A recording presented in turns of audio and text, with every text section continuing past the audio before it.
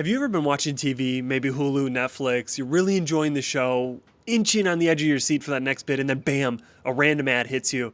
Or maybe you're on Instagram, TikTok, LinkedIn, any of these, or even a website, and boom, a pop-up, an ad, something completely irrelevant happens to you. Quite annoying, isn't it? Well, that's interruption marketing, demanding attention rather than earning it.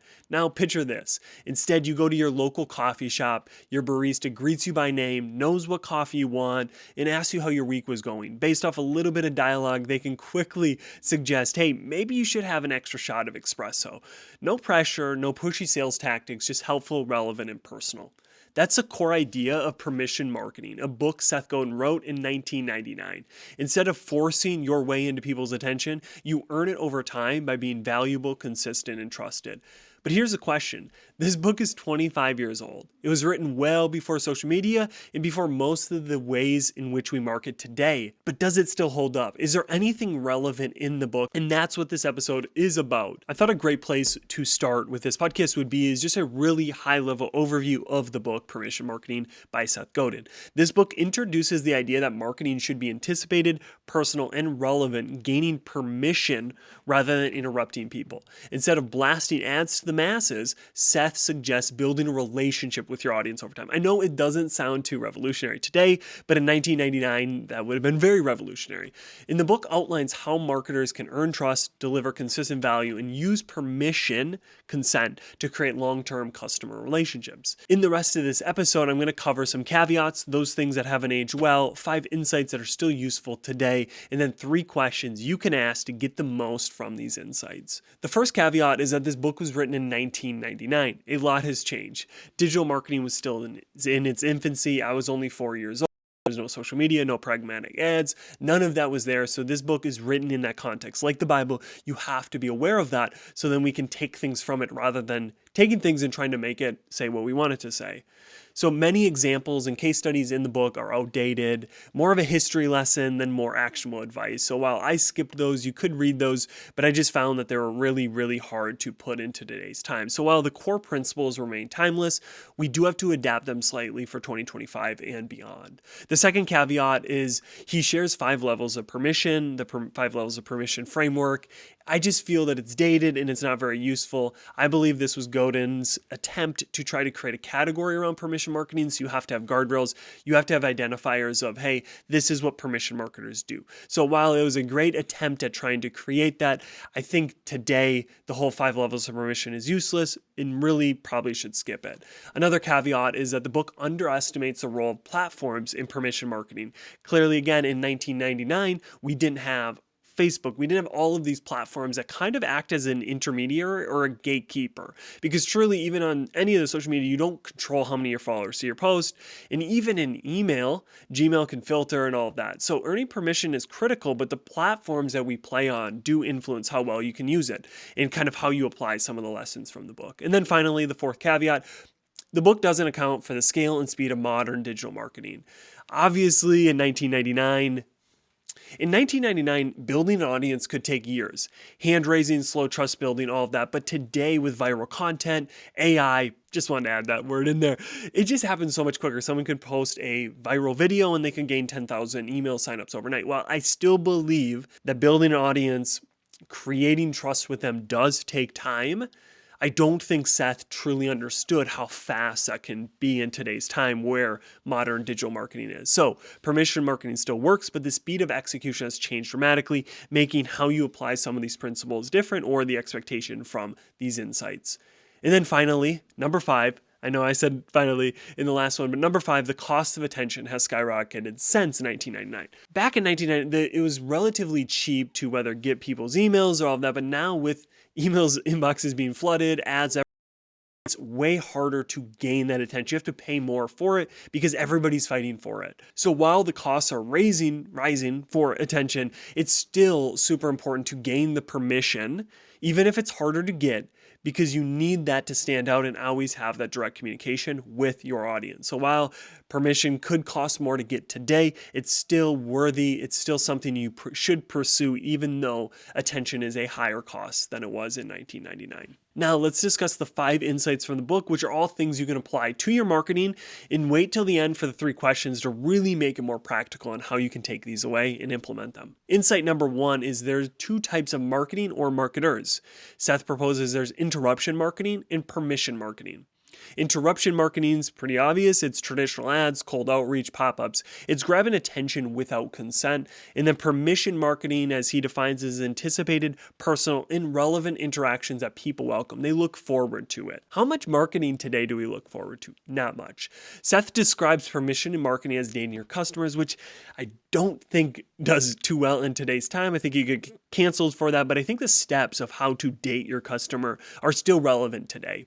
There's 5 steps that he discusses. First, offer an incentive to get their attention. You can think of this as ebooks, all of those things that people get.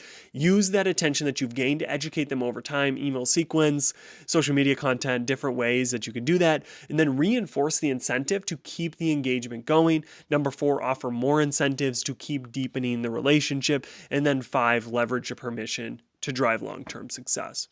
Does this hold up in 2025? I think it does. As I mentioned, dating your customer probably doesn't, but I think that it takes time to build the trust, and there's a few steps in it. I think that still applies today. The core idea here is that you must provide value before asking for the sell. There's many companies who do this really well. Morning Brew gives tons of useful content before they monetize.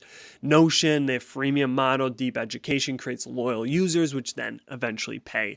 The takeaway, the steps may look different today, but earning permission still beats forcing attention. Insight number 2 is that the customer leads the dance. Your job is to get them to raise their hand. Many marketers claim to use permission marketing. If I were to ask you, are you someone who leads with the permission first mindset? I think many would say yes, but our actions say otherwise. We get content that isn't really valuable. We create sales first content instead of trying to help them. We avoid actually talking to customers because it just takes too much time. So even though we say we're customer led, we want permission, all of our actions undermine that. So what does real permission look like? It looks like making your best content accessible versus hiding it behind a lead form. Now, there are some pieces of content that you should put behind a lead form. Giving useful insights first, then earning the right to sell, and actually listening to your customers instead of assuming what they want. This is a tricky one because many times we listen to our customers, but whatever is the output is really just what we wanted at the end of the day. So we discard anything they say that doesn't prove that, and we grab everything that validates it.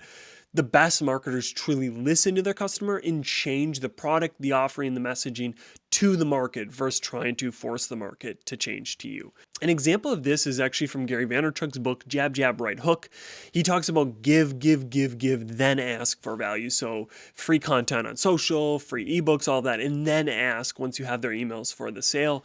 I'm not sure when he wrote that, but that was like 2010 or earlier. So this isn't a revolutionary concept again, but so many people say they do it, but they don't actually put it into practice.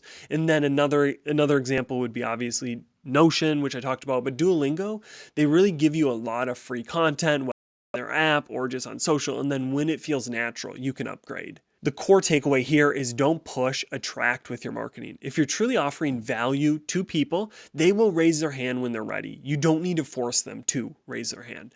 So again, let the customer lead the dance. Don't force them to go where you want them to. Insight number 3 is to build trust through the frequency of helpful content. Anticipated communication builds trust over time. As Godin says in the book, build trust through frequency. Tell your story patiently to each consumer who is willing to participate in the exchange. How many times do we truly do that today? We tell our story patiently rather than grabbing anybody who looks like an ICP and yelling down their throats, this is what we are selling, buy it, buy it, buy it. And I also find just this thought that you don't need to be consistent to build a brand or to do good marketing. I think that's a huge lie because trust is only built through frequency, which is another way to just call it consistently showing up. I don't trust someone who says they're going to show up at this time and they keep coming at different times. I just don't trust them to come. That's okay if they don't want me to trust them. But if you want to get your audience to trust you, you have to build in frequency, build in consistency of your message, of your content, so it can be anticipated. They can expect it and rejoice when it comes. Now, the issue with frequency, with being consistent is a whole other podcast. But I think one of the issues, which I've actually recently posted a lot on LinkedIn about, is that we give up too soon. Brands, companies give up on their content, their messaging too soon because we get bored. We think the audience is bored and we move on, but it's really just us. Too many times we're shifting messages because we think our content is stale. We need to remember our audience doesn't consume as much of our content as we do. And repeating ourselves isn't boring, it's reinforcing the message. Until someone tells you, hey, it's boring, keep reiterating the same thing so then people can expect it. Two examples of this, I talked about Morning Brew, but they send out their emails on the same day at the same time so you can expect it and create a habit around their newsletter. And then different creators on LinkedIn and Twitter will post the same time, the same day of every week, and that just builds in this anticipation. So that I'm ready, and when at 9:30, I know Joanne's going to post. The takeaway, trust isn't built by posting more. It's built through consistent value delivered at expected times, being anticipated. Insight number 4, and I've seen this so much in my city of Green Bay, Wisconsin, so it might not be as prevalent wherever you're at, but the 4th insight is we still bring a traditional broadcast mindset thinking to the web. Seth is in the forefront of the web, and he's even suggesting that these broadcast companies, the way in which you did advertisements on TV, they were just bringing that right to the new internet. And I think that's just very common. We always bring old thinking to new tools, but I think it's crazy that it's still happening today. 20 plus years later, many companies still think of digital marketing as a broadcast channel, not a conversation. It's bizarre to me that we're still bringing these archaic ways of thinking to social. Some of those outdated marketing behaviors, just to get real specific, are display ads that exist only to interrupt. I can't tell you how many times I've reported on display ads, how many impressions they got, realizing nobody clicks on them. I've never bought something from a display ad. I'm on a website just going and boom, there's a random display ad. Never works. Another is brands treating social media like a press release board instead of engaging with their audience. Exciting news, look at us, check what we got. Rarely actually engaging with their audience. So many companies do this. It's a struggle to watch them on social. And then I think another is just websites still just structured with so many pages, thinking people will actually go to all those, building your blog natively on your website rather than going to where people are to post. It's crazy that they still think in this ways that people go to websites. The website is no longer the most important person on the internet, but that's an argument that I'm making in a prediction, so maybe it will hold that websites are still relevant. But I think social, all these other places are becoming the place that you have to share your content rather than building website content strategies. A few good examples of this is Wendy's Twitter. While yes, X, they might be a little unhinged, I think they do a really great job of bringing the current way of doing social through a brand, which is really hard because there's probably so much legal, all these ways to jump through. So if you think it's hard, imagine how hard it is for Wendy's. Duolingo, amazing TikTok page. The Nutter Butter Company, I forget the name of them. They had a pretty crazy TikTok spree going. They could still be. And then another really interesting place is Reddit-driven brands. So going to Reddit to have conversations with your customers, to share thoughts, all of that, that's super nuanced. So the takeaway is that most brands still approach marketing like it's TV in the 90s. The winners embrace participation over interruption. You gain that permission through the participation, through having people engage with you, and how you do that looks very different than it did in 1999 or even 2010. The final insight here is that permission is gained, not bought or tricked. I've been in too many boardrooms having arguments with executives that you just can't put someone's email into your database and send them emails. I get that there's Zoom Info, Apollo, buying all that, but the biggest mistake I see marketers and just startups, businesses make today is that they think they can cheat their way into permission. They'll buy an email list, they'll do sneaky opt-ins and contracts, or they'll check the box. You have to uncheck it to not be a newsletter subscriber, or just misleading free trials. So thinking it's a free trial and then boom, you get hit with cancellation fees, or they don't even tell you that they're going to charge your credit card. One of Godin's quote that backs this up that I really enjoyed is that the more explicit the opt-in is, the more valuable the permission. So rather than trying to make it very hidden, you should try to make the opt-in as explicit as possible. Hey, I'm going to put your email in my newsletter. Is that okay? Yes, that's okay. Are you sure that? No, that's not the best example, but really keep making sure that when you get someone's permission, it's very explicit so they know what's coming. Too many times I've been just put on someone's email list after we've talked once, and sure, maybe I get value from it, but it's sleazy. Permission can never be hacked. It can't be tricked into being like, oh wow, how'd they get my email? I'm so excited now to be on their newsletter. Never has anyone said this. And I think there's other reasons why this is really important. I think consumers are just skeptical. So anyway, anytime you do that, you're essentially like blacklisting yourself for a very long time. If someone does that to me, I'll never buy from them. And I know I'm not unique in that. I think there's other younger buyers that are that way because there's so many more options. I also think there's a lot of ways that this can hurt your email sending, your email domain score, Apple mail privacy, GDPR. There's just stricter regulations around this, making it so marketers can't fake it. I love it, but it will hurt your score, your email score. I don't even know what that is, but it will hurt that over time if you just keep stealing emails, stealing permission. The takeaway is pretty clear. Attention can't be hacked. It can only be earned. If your audience isn't actively choosing to engage with you, you don't have real permission. Don't focus on how to hack it. Focus on doing something that they actively want to choose to pay attention to. Whew! With that out of the way, now we can get to the 3 questions to really bring this home. And I want you to contemplate these after the episode. Think about them long and hard. Question number 1, how is my current marketing and sales building permission with those we serve or undermining it? Am I letting the prospect, our audience, lead, or am I forceful in getting them where I want them to be? This is a really important question to ask because I think there's small, low-hanging fruit that we can instantly think of, yeah, that practice is undermining the permission that we get, the trust that we have with our audience. That one is actually increasing the permission. We're having a conversation first. So look at your own marketing and sales, because sales is a unique one because they kind of have to reach out to people and interrupt them. But still, I think there's ways in which you can have your marketing and sales work together. So you're doing more of building permission with those you serve versus undermining it and hacking it, and then eventually down the road having to pay the cost. Question number 2, how can I improve the frequency, consistency of my marketing? This is a simple but powerful lever. Find one way, just one way to increase the frequency of your content. Maybe you're posting 4 random times a week. Go down to 3 or 2 and just post on Monday, Wednesday, Friday at the same time. That's one simple way. Others would be to batch create your content. So choose a day where you create enough content for the next week so you can just ensure you're showing up every single time. So that question, feel like many people, myself included, will go away from it. I'll be like, yeah, I got it. But this question is super important. How can I improve the frequency, consistency of my marketing? How can I say the same thing in different ways over and over again? So think on that one, because I think many of us, myself included, struggle with the consistency piece. Finally, question number 3, what mental models of the internet, social media, or websites do I have that are remnants of the past that need to be updated? Do I view social as a place to broadcast versus connect and be social? Do I believe that the website needs 20 plus pages and we need to build our blog on there? Do I still use display ads or horrible creative Facebook ads and other archaic ad formats like paper and all of that just don't work? Do I need to update any of my models on how marketing is done in today that I'm bringing from the past? For many of us young people, that isn't going to be a problem, but I've worked with so many people that it's just so clear to me, but unclear to them that they're bringing the old way of thinking to the new ways of marketing. So those 3 questions: how is my current marketing and sales building permission with those we serve or undermining? How can I improve the frequency, consistency of my marketing? And then what mental models of the internet, social media do I have that are remnants of the past that I need to update?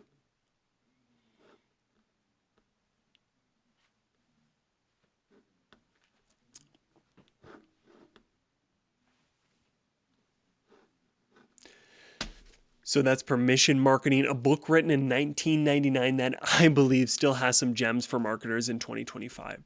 Does every part hold up? As my caveats tried to touch on, no, but the core messaging does. Marketing that earns attention beats marketing that demands it every single time. Did you enjoy this book review? This is special. I haven't done these before, but I want to do more of them in the future. So if you liked this book review, if you think it could be a cool format in the future, not just old books, new books too, let me know, because I love diving into books and I love reading them, and I might make this a monthly, bi-monthly, or quarterly thing. But before I commit to it, I want to make sure it brings value, brings progress to you. So let me know. Shoot me an email, Jordan, that's Jordano, like otter, at hey.com. So Jordano at hey.com. Let me know, did you like the format?